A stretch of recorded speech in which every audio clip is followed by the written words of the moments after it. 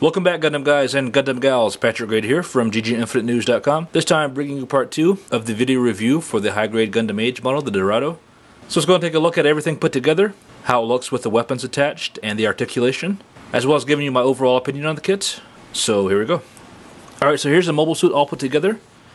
As far as articulation goes, with the new skirt armor, you get quite a bit of forward leg movement.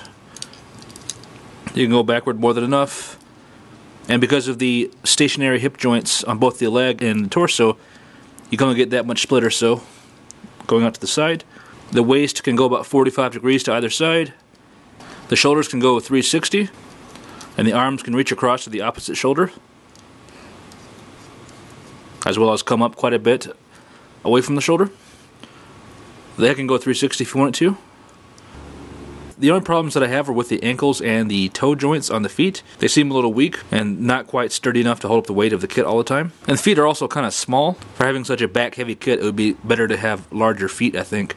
Like the typical Gundam feet would be a little more suited for this. But overall, it's not so bad. You can get some decent ground poses out of this without having to use an action base. And one impressive thing is that you get a really nice kneeling pose out of the kit. And you can see that looks pretty natural. Pretty convincing of a natural pose. So that's a pretty cool achievement for the somewhat limited articulation. And as expected, balance does become an issue with the tail weapon attached.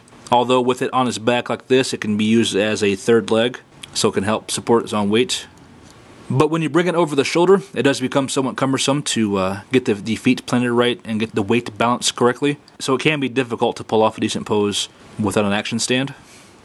And you can pull off the kneeling pose with the tail weapon attached as well, and that looks pretty nice. But of course, by putting the kit up on an action base, you eliminate all the balance issues with the tail weapon, and you get some really nice poses out of it. The tail weapon can track around pretty much anywhere you want it to go, and you can get some decent shots with it from the side, although the bend's not quite good enough to make it look natural like it does in the anime.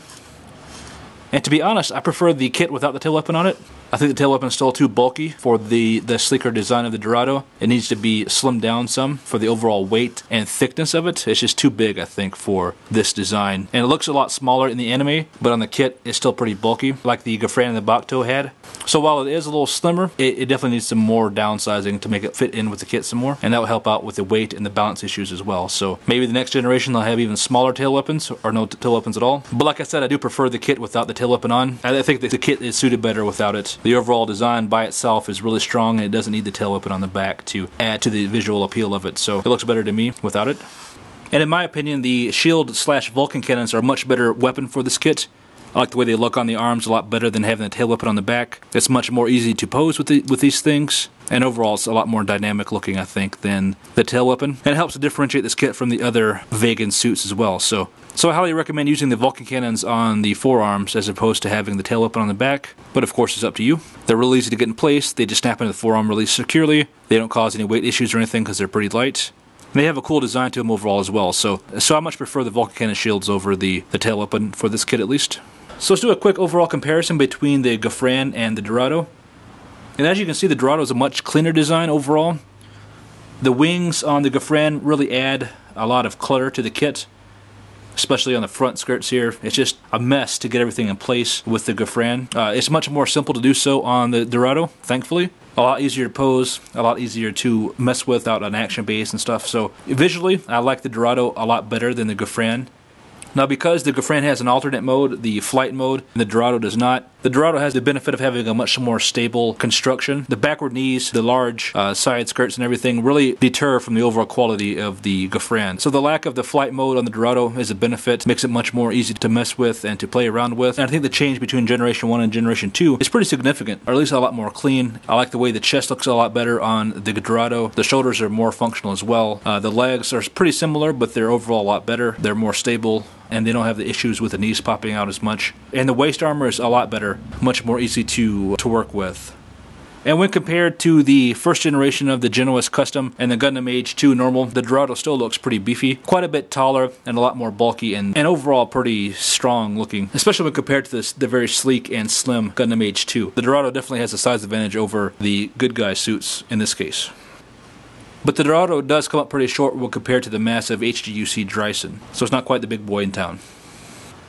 So overall, I think the Dorado is a nice upgrade from the previous generation. The design has changed enough to make it look unique when compared to the old suits. And there has been some improvements as well, especially with the waist armor, even though there's still room for improvement because they're still kind of bulky and somewhat cumbersome, and they can fall off somewhat easily too, especially the back ones. I like the color scheme. The purple is a really striking color, and it contrasts nicely with the darker gray. But there are still balance issues with the tail weapon being as heavy as it is, and with the ankles being somewhat weak. There's a lot of looseness in the ankles and the toes, so it does have trouble holding up the weight of the beam weapon. I got kind of lucky with this pose, and it's staying in place pretty well so far. But I think any poses outside of this one can be kind of difficult to pull off and to keep in place. Although it is nice that you get a good kneeling pose out of the kit, so that was pretty nice to see.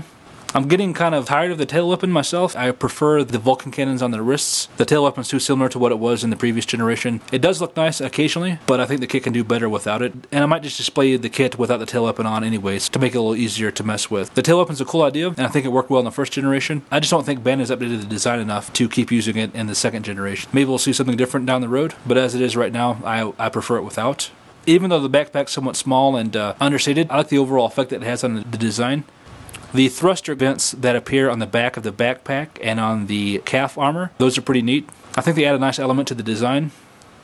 I also like the color separation in the chest and the feet. So aside from balance issues and the issues with the ankles, I think this is a really good kit to get, especially if you like the design of the Dorado. The kit is pretty good, and I think it benefits from not having the transformation, not having to worry about the backward bend knees and the other issues brought up by the Gafran transformation. It helps this to be a stronger kit. Things I hope they change in the future are the hand designs. I'm getting kind of bored of those. The tail weapon's kind of dated as well. It has a nice visual flair, but it doesn't work as well as it should, I don't think. Especially being the third time they're putting it out on the kits. And having some bigger feet and stronger ankles would also be a benefit to this kit. So hopefully they'll fix some of these problems in the next generation. But as it is, it's a great kit for only 20 bucks. It's a unique color scheme, and the overall design is pretty unique as well. So it'll really stick out on your shelf if you pick this kit up.